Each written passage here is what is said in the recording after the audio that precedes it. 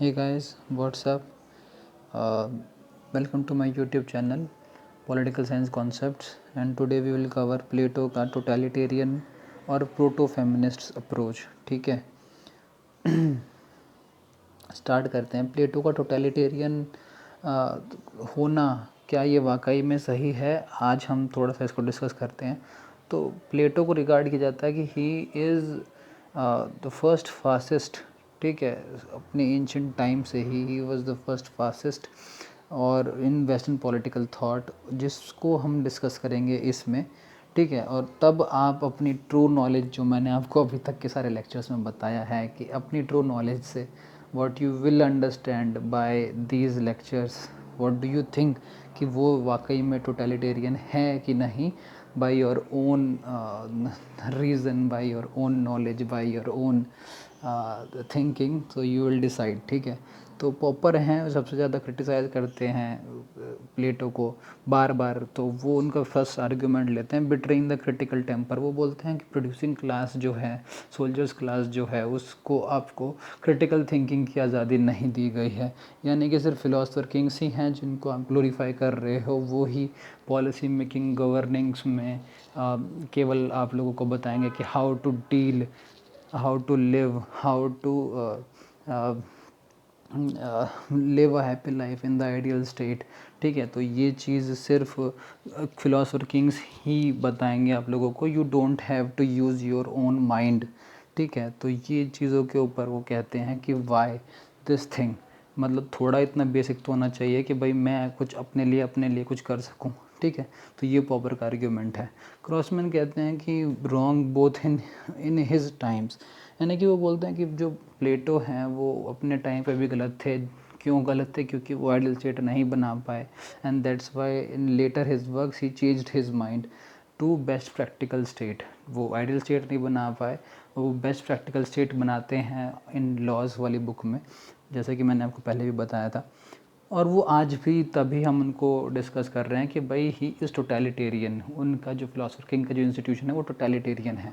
वो हम आज के टाइम पे भी वो गलत है, तो that's why he is wrong in both in his times. ठीक है, तो वो कहते हैं कि poor faith in Commons man ability, जैसे कि मैंने ऊपर ही बोला है कि जो फार्मर्स हैं उनको क्रिटिकल थिंकिंग की आज़ादी नहीं दी गई है, इंडिविजुअलिज्म का कॉन्सेप्ट ख़त्म हो गया है।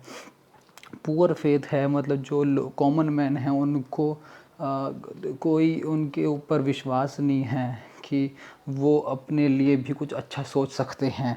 ठीक है, मतलब उनकी एबिलिटी में विश्वास नहीं है, मतलब वो बस केवल गवर्न किए जा सकते हैं फिलोसफर किंग के द्वारा। एंड फिलोसफर किंग ही हैं जो उनके लिए कुछ अच्छा सोच सकते हैं, वो खुद के लिए अच्छा नहीं सोच सकते। तो वो इस चीज़ के ऊपर आर्ग्यूमेंट देते हैं कि क्यों ऐसा है कि भाई कॉमन मैन्स की एबिलिटी के ऊपर फेथ नहीं है प्लेटो को। Truth discovered by suppress freedom of thought, यानी कि जो ट्रूथ डिस्कवर्ड किया है फिलोसफर किंग्स ने, and that only suppress the freedom of thought, यानी कि जो ट्रूथ, नॉलेज ऑफ आइडिया और रीज़न जो फिलोसफर किंग के पास हैं, उसमें सिर्फ वो सप्रेस कर रहे हैं फ्रीडम ऑफ थॉट को, यानी कि उनको आज़ादी नहीं है कुछ अच्छा सोचने के लिए। ठीक है, जैसे मैंने अभी आपको बताया।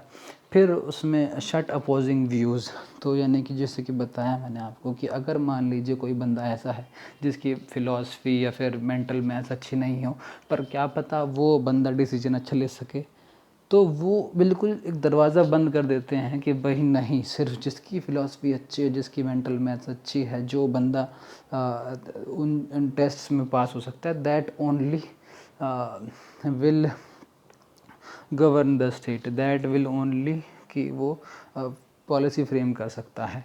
तो वो अपोजिंग व्यूज़, जैसे मैंने आपको बताया कि अगर वो नहीं है अच्छा उन चीज़ों में, तो क्या पता वो अच्छा डिसीजन ले सके। दैट डजेंट मीन्स कि भैया हाँ आप मेंटली ही अच्छे हो तभी आप बेटर डिसीजंस ले सकते हो, ऐसा ज़रूरी नहीं है। ठीक है, तो वो पूरे उस व्यूज़ को बिल्कुल सुनना नहीं चाहते हैं। ठीक है, नेक्स्ट पे देखते हैं टोटलिटेरियन है कि नहीं। एक्सेसिव फोकस ऑन यूनिटी, तो मैंने बोला आपको कि यूनिटी के ऊपर एक्सेसिव फोकस है प्लेटो का स्टार्टिंग से ही, जस्ट बिकॉज क्यों, क्योंकि वो आइडियल स्टेट बनाना चाहते हैं। सुना सुना लग रहा है ना सबको? ठीक है, तो वो आइडियल स्टेट बनाना चाहते हैं। क्यों बनाना चाहते हैं? क्योंकि आप लोगों को पता है कि जो एथेंस है वो लड़ाई लड़ रहा है स्पार्टा से, और कंटिन्यूस वॉर चल रही है, और पेनिपोलियन वॉर है चल रही है वो, और उसमें एथेंस जो है वो बुरी तरीके से हार जाता है।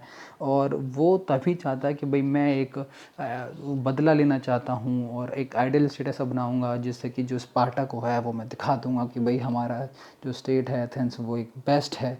और तो उस तरीके से वो यूनिटी और हार्मनी चाहता है। Cartel the individualism and freedom, जैसे कि मैंने पिछली स्लाइड में भी आपको बताया कि जो लोगों के अंदर जो इंडिविजुअलिज्म है कि वो खुद के लिए कुछ कर सकें, वो नहीं कर पाएंगे, क्योंकि फिलोसोफर किंग उनके ऊपर बैठे हुए हैं और वो जैसा बताएंगे वैसा ही करेंगे। और उनके ऊपर कुछ फ्रीडम खुद के भी लिए भी नहीं है कि भाई मैं कुछ ऐसा कर लेता हूँ, या मेरा मन नहीं कर रहा कुछ आज करने का, या फिर खुद के लिए मान लो उनके लिए सोचने के लिए टाइम भी नहीं है, क्योंकि वो जो स्टेट में जो बताया गया है, जो रूल्स लिख दिए गए हैं फिलोसोफर किंग द्वारा, वो ही उनको फॉलो करना, और उतनी ही फ्रीडम आपके पास है जितनी फिलोसोफर किंग्स ने आपको दी है। Excessive desire for internal stability that cost the liberty of the individual. Excessive desire यानी कि जो प्लेटी की जो डिज़ायर वो इंटरनल स्टेबिलिटी बनी रहे, हारमोनी बनी रहे, पीस बनी रहे, जिससे कि जो इंटरनल जो लिबर्टी है ऑफ इंडिविजुअल वो कर्टेल की जा रही है कहीं ना कहीं। उसको कुछ भी न बोलने की, न सोचने की, न करने की आज़ादी है, ठीक है। और वो बार बार इस चीज़ को बताते हैं कि थ्रू नोबल लाई कि कुछ एक गोल्ड क्लास है, एक सिल्वर क्लास है, एक ब्रॉन्ज क्लास है, जिससे कि कुछ लोग आपके सुपीरियर हैं, और that's why it is unequal standing. भाई क्यों, मैंने जैसे भी आपको बताया कि ब्रॉन्ज वाला बंदा क्यों अपने लिए कुछ खुद का अपने लिए ढंग के नहीं सोच सकता। भाई ठीक है, माना कि भाई आपके टेस्ट में वो फेल हो गया, बट अपने लिए तो ज़िंदगी में कुछ अच्छा कर ही सकता है ना। ज़रूरी थोड़ी है कि जो आपका टेस्ट है वो ही एक ऐसा एक होलिस्टिक वे है कि भाई वो ही बताएगा कि भाई जो आप करना चाहते हैं और वो भाई वो ही बनेगा। That is not possible at all. तो माना कि भाई आपने गोल्ड, सिल्वर और ब्रॉन्ज बना दी हैं, बट कुछ भी तो वो बंदा कर ही सकता है ना अपने लिए। तो ये अनइक्वल स्टैंडिंग बना दी गई है, एक मेंटल मिथ्स बना दिए गए हैं लोगों के बारे, लोगों को दिमागों में भर दिया गया है कि भाई now you are only will be governed by the philosopher kings, ठीक है। डिफॉर्म्ड इन्फेंट्स, यानी कि जिसमें बताया गया है कि मान लीजिए अगर विकृत मानसिकता वाला बंदा पैदा होता है थ्रू यूजेनिक्स, जो मैंने बताया आपको कि एक फेस्टिवल ऑर्गेनाइज किया जाएगा जिसमें कि सुप्रीम मेल और सुप्रीम फीमेल रीज़न से वो एक ब्रीड क्रॉस करवाएंगे, मतलब उनको, मतलब दे विल प्रोड्यूस बेबीज़, ठीक है। तो उसमें अगर डिफॉर्म्ड इन्फेंट्स पैदा हुए तो क्या होगा, तो क्या स्टेट उनको रखेगा, तो क्या स्टेट्स उनकी डेवलपमेंट में हेल्प करेगा? ऐसा कुछ भी कॉन्सेप्ट नहीं है। और उसमें जहाँ तक है स्कॉलर्स ने अपना ओपिनियन दिया है कि अगर कुछ ऐसा होता है तो बिल्कुल ऐसा ही होगा जैसा जर्मनी में हमें हुआ था। नाज़ीज़ ने ये बोला था कि we are the Aryans and हम सुप्रीम हैं, और हम लोग बिल्कुल हमसे रूलिंग क्लास हैं, हम रूल करने के लिए बने हैं, और जो बाकी लोग हैं उनको हॉलोकॉस्ट करा दिया गया था। तो सिमिलर स्टेटमेंट में एग्जीक्यूशन ऑफ द इनवैलिड्स, यानी कि जो विकृत मानसिकता वाले लोग उनको हटा दिया जाएगा। तो दैट स्टेट्स की प्लेटो टोटलिटेरियन है कि नहीं। डेमोक्रेसी को वो हमेशा क्रिटिसाइज़ करते हैं जस्ट बिकॉज कि सोक्रेट्स जो थे उनको हेमलॉक दिया गया था, and that state belongs to democracy at that point of time. और दैट्स वाई कि उनकी इतना ज़्यादा हेटरेट रहता है एथेंस के लोगों से कि भाई the democracy is a rule of mob. और जो लोग हैं वो बिल्कुल एक ऐसे अजीब से थॉट्स रखते हैं। मेजॉरिटी व्यू रहता है कि भाई जिसने एक बंदे ने कह दिया और मतलब वो गलत हो गया और बाकी लोग सब सही हैं, तो that is not the case, ठीक है। तो वो इसको पलटते हैं और मोनोपोली, न कि मोनोपोली, ठीक है, वो एक ओलिगार्की और उस तरीके का रूल लेके आते हैं, हमारे सामने स्कीम रखते हैं बहुत सारे डिफरेंट, ठीक है। तो जिससे कि जो डेमोक्रेसी है वो बिल्कुल एकदम बेकार है, और फिलोसोफर किंग का जो इंस्टीट्यूशन है वो एकदम बिल्कुल अच्छा है। अब हम देखते हैं कि प्रोटो फेमिनिस्ट हैं कि नहीं है। तो led the foundation, Plato first इंसान था जिसने कि इमेंसिपेशन ऑफ वुमन यानी कि उनको फ्रीडम देने की बात की। And do not look at the gender, मतलब जेंडर उनके लिए एक डिफ्रेंसिएशन नहीं था, जो कि सबसे बहुत बढ़िया बात थी कि भाई हाँ। और उसमें लेटरली उन लोगों ने रिपब्लिक में बोला अपना कि भाई ज़रूरी नहीं है कि भाई मैन ही होगा जिसके पास रीज़न होगा, जो एक आइडिया को पहचान पाएगा, एक और नॉलेज को डिराइव कर पाएगा थ्रू रीज़न, और वो ही केवल रूल कर पाएगा। और उसने कुछ जेंडर डिफरेंशिएशन नहीं किया, वो वुमन भी हो सकती है, मैन भी हो सकता है। तो ये यहाँ पे बहुत अच्छी बात है उन्होंने लिखी। और women can be philosopher queen, जैसे मैंने आपको बताया, थ्रू वो बनेगी कैसे, रिक्विजिट ट्रेनिंग उसे प्रोवाइड की जाएगी इन डायलेक्टिक्स, ठीक है। और जो भी गवर्निंग, कैसे गवर्न किया जाता है, कैसे पॉलिसी फ्रेम की जाती है, कैसे आपको आइडियल स्टेट बनाना होगा, तो उसकी ट्रेनिंग दी जाएगी। सो वो अपना टाइम वेस्ट नहीं करेंगी। उनको जो फैमिली जो हाउस होल्ड वर्क्स होते हैं वो नहीं करने पड़ेंगे, और जो रियरिंग चिल्ड्रंस है वो स्टेट की रिस्पॉन्सिबिलिटी होगी। तो that's why he is regarded as the first proto feminist. और जो कुछ बाकी स्कॉलर्स हैं उसको देखते हैं, उसमें ये कहा गया है, सुजैन कहती हैं कि ही इज़ इनएडिक्वेट फेमिनिस्ट। क्यों ऐसा वो कहती हैं?